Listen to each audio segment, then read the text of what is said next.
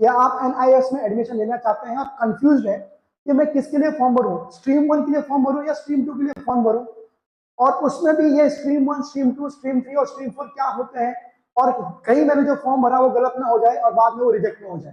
तो इस सभी के जो सोल्यूशन है आज इस वीडियो में हम बात करने वाले हैं कि 90% स्टूडेंट्स का गलती कर देते हैं अपने फॉर्म फिलिंग में, जिससे वो स्ट्रीम 1 या स्ट्रीम 2 लेते हैं, बाद में क्या होता है उनका फॉर्म रिजेक्ट हो जाता है और उनका साल बर्बाद हो जाता है। तो आज आप कंप्लीट वीडियो देखिए जिससे कि आपका कोई प्रॉब्लम ना रहे और आप पूरा इन्फॉर्मेशन इस वीडियो से क्या कर सकते हैं, गेन कर सकते हैं। तो स्ट्रेट फॉरवर्ड वीडियो की तरफ चलते हैं गाइस, और हम यहाँ पे डिटेल में बात करेंगे कि स्ट्रीम 1 क्या है और स्ट्रीम 2 क्या है। तो अगर आप देखेंगे यहाँ पे हमने क्या किया, इसका पूरा कंपैरिजन चार्ट आपके लिए बना के लेके आए कि स्ट्रीम 1 क्या होता है और स्ट्रीम 2 क्या होता है, और क्या क्या पॉइंट्स का हमें यहाँ पे करना चाहिए, ध्यान देना चाहिए जब भी हम स्ट्रीम 1 और स्ट्रीम 2 के बारे में बात करेंगे। ठीक है, तो वन बाय वन हम देखेंगे। सबसे पहले वन बाय वन समझिए कि पर्पस क्या है स्ट्रीम का। अगर स्ट्रीम 1 का अगर आप देखेंगे पर्पस, तो इसका पर्पस ये कि जो फ्रेश एग्जाम, जो फ्रेश एडमिशन है ना, जो बच्चा पहली बार NIS में एडमिशन लेना चाहता है तो वो बच्चा स्ट्रीम 1 का फॉर्म भरता है। कि मान लो जैसे हम रेगुलर फॉर्म नहीं भरते 10वीं का, वैसे बच्चे हैं। स्ट्रीम 2 में कौन बच्चा आता है, वो बच्चा आता है जो मान लो किसी बोर्ड में 10th में फेल हो गया था या 12th में फेल हो गया था और अपना एक साल बचाना चाहता है, और वो स्ट्रीम 2 का भी क्या कर रहा है, फॉर्म भर रहा है। तो वो क्या करते हैं, NIS स्ट्रीम 2 का फॉर्म भरते हैं। उसके बाद हु कैन अप्लाई, कोई भी बच्चा अप्लाई कर सकता है। यहाँ पे देखिए स्ट्रीम 1 में कोई भी न्यू लर्नर जो एलिजिबल है, एलिजिबिलिटी क्राइटेरिया के लिए मैंने अलग से एक वीडियो बना के रखा है। आप क्या कर सकते हैं, हमारे यूट्यूब चैनल पे जाइए और वहां पे आपको हर एक पॉइंट पे क्या मिलेगा, हर एक जो भी क्वेश्चन है ना बच्चों के, उसमें मैंने एक सेपरेट वीडियो बना के रखे हैं जिससे कि आपको कोई डाउट ही ना रहे। अगर आप अपने चैनल, अगर सतीश साइंस अकेडमी का चैनल फॉलो कर रहे हो NIS के लिए, तो आपको सारी चीजें के यहाँ पे मिलेगा, सोल्यूशन मिलेगा। उसके साथ साथ अगर आपको क्या करना है, तुम्हारा अगर आपने मान लीजिए अगर यहाँ पे 12th के लिए अप्लाई करने, NIS स्ट्रीम 2 के लिए अप्लाई करना चाहते हैं, तो आपके पास में होना चाहिए, स्टूडेंट के पास एक फेड सर्टिफिकेट होना चाहिए प्रीवियस रिकॉग्नाइज्ड बोर्ड का, स्टेट बोर्ड हो, CBSE हो, ICSE हो, कि आप किसी बोर्ड में आपने 10th अप्लाई किया था या 12th अप्लाई किया था और उसमें कुछ सब्जेक्ट में फेल हो गए हो और आप उसके लिए क्या करना चाहिए, री अप्लाई करना चाहते हैं। उसके बाद सुटेबल किसके लिए, वैसे ये सुटेबल किसके लिए, सारे स्टूडेंट्स को जो पहली बार 10th या 12th दे रहे हैं। और ये किसके लिए सुटेबल है, वो स्टूडेंट जो 10th और 12th में फेल हो गए और अपना एक साल बचाना चाहते हैं, उसके लिए क्या है तुम्हारा सुटेबल। तो उसके साथ अगर आप देखेंगे प्रीवियस बोर्ड रिजल्ट, तो यहाँ पे अगर आप देखेंगे तो इसमें कोई भी बोर्ड रिजल्ट की कोई जरूरत नहीं पड़ती है, प्रीवियस बोर्ड रिजल्ट। हाँ, अगर आप 12th के लिए अगर आप दे रहे हैं तो आपको 10th का बोर्ड की रिजल्ट की जरूरत पड़ेगी। अगर आप यहाँ पे देखेंगे तो यहाँ पे आप देखेंगे तो आपको प्रीवियस बोर्ड रिजल्ट दिखेगा, जो फेड मार्कशीट आपके पास रहेगी, प्रीवियस बोर्ड की जो फेड मार्कशीट है वो आपको यहाँ पे क्या होना चाहिए, तुम्हारे पास रहनी चाहिए, जिससे कि आप क्या करें, उस हिसाब से आप क्या कर सकते हैं, बता सकते हैं। ठीक है ना। उसके साथ देखिए नेक्स्ट पॉइंट जो मैं यहाँ पे समझना है वो ये समझना है कि second chance for the student, ये फ्रेश एडमिशन, यस। तो अगर आप देखेंगे तो ये आपका स्ट्रीम 1 फ्रेश एडमिशन के लिए, ये फ्रेश एडमिशन के लिए नहीं है स्ट्रीम 2।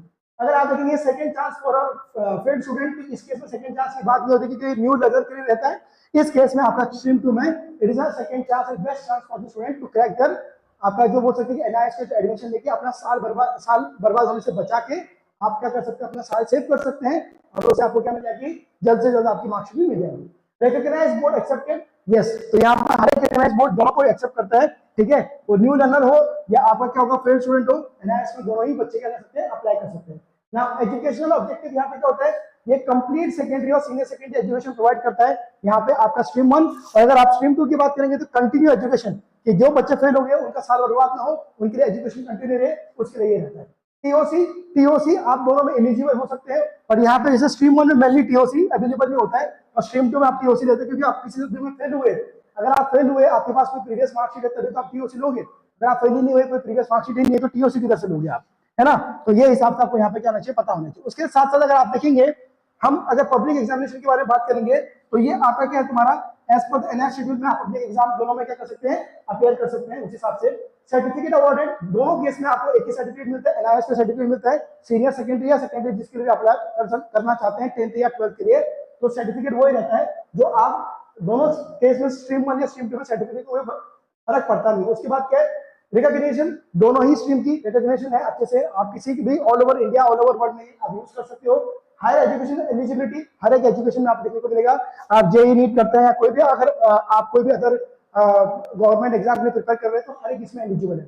गवर्नमेंट जॉब एलिजिबिलिटी वो भी है, दोनों स्ट्रीम की है। कॉम्पिटिटिव एग्जाम एलिजिबिलिटी दोनों की है, स्ट्रीम 1 स्ट्रीम 2 दोनों आप यूज कर सकते हैं, कॉम्पिटिटिव एग्जाम है।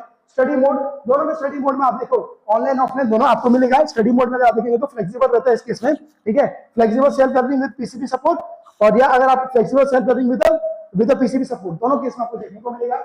और बेस्ट चॉइस आपको क्या रहेगी, तो अगर आप देखो, अगर बेस्ट चॉइस के बारे में अगर आप बात कर रहे हैं तो student choosing NIS as their primary schooling option, और या जिस केस में आपका एनआईएस स्ट्रीम 1 करना चाहिए और एनआईएस स्ट्रीम 2 कौन किसने लेना चाहिए, student who failed in recognised board exam and want to complete their education, ठीक है ना। तो जो फेल हो चुके हैं तो वो आपका कह सकते हैं स्ट्रीम 2 में जा सकते हैं। अगर आप बॉटम लाइन बताएं, या आप बोलेंगे सर अगर इतने पॉइंट आपने बताए, बॉटम लाइन एक बताइए कौन सा क्या स्ट्रीम 1 में आएगा और क्या स्ट्रीम 2 में आएगा, तो एक वन लाइन अगर डिफरेंस बताओ तो एनआईएस स्ट्रीम 1 का मतलब क्या होता है, फ्रेश एडमिशन, जो पहली बार एनआईएस में एडमिशन ले रहा है, और एनआईएस स्ट्रीम 2 का मतलब होता है जो स्टूडेंट फेल हो गया है और क्या कर सकते हैं, अपना साल बचाना चाहते हैं और सेकंड टाइम क्या कर रहा है एडमिशन, सेकंड टाइम 10th दे रहा है, सेकंड टाइम 12th दे रहा है, वो स्ट्रीम 2 में आपका आएगा।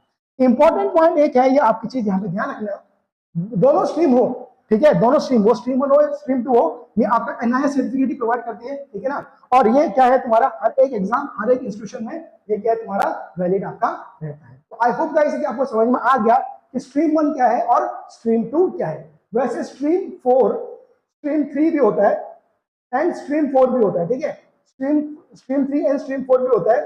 तो ये वो स्टूडेंट्स के लिए होता है कि जो क्या करना चाहते हैं, जो पास हो चुके हैं 10th में, ये 10th पास है पर आप वो क्या करना चाहते हैं, कुछ एक्स्ट्रा सब्जेक्ट के लिए वापस 10th अपेयर कर रहे हैं, या आप क्या कर सकते हैं इंप्रूवमेंट के लिए अपेयर करेंगे, फेल नहीं है, ये पास है पर they are appearing for the improvement. वैसे स्ट्रीम 4 में वही होता है कि आप 12th पास तो हो, आप 12th पास हो और आप क्या करना चाहते हैं, कुछ एक्स्ट्रा सब्जेक्ट के लिए अपेयर करना चाहते हैं आपके एनआईएस बोर्ड में, जिससे कि आपका क्या होगा मार्क्स बढ़ सके और आपका ओवरऑल परसेंटेज क्या होगा उस केस में बढ़ सके। So thank you guys, thank you for watching. अगर आपको इस वीडियो में कोई भी डाउट अगर ऐसा रहा कि जो अनक्लियर रहा होगा, वो आप मुझे कमेंट में बताना, मैं आपको उस पर तुरंत उस पर रिप्लाई कर दूंगा या उस पर एक सेपरेट वीडियो लेके आ जाऊंगा जिससे आपको वो वीडियो भी क्लियर रहे। और आपको एक और चीज मैं आपको बताता हूं, अगर अपार्ट फ्रॉम दैट अगर आप और कोई टॉपिक पे अगर आपको वीडियो चाहिए डिटेल में जिसके बारे में आप जानना चाहते हैं मेरे से, तो वो आप मुझे कमेंट में बताना, तो उस पर मैं एक और डिटेल वीडियो लेके आ जाऊंगा जिससे आपको टॉपिक के बारे में भी नॉलेज है और आइडिया रहे। Thank you guys, thank you for watching.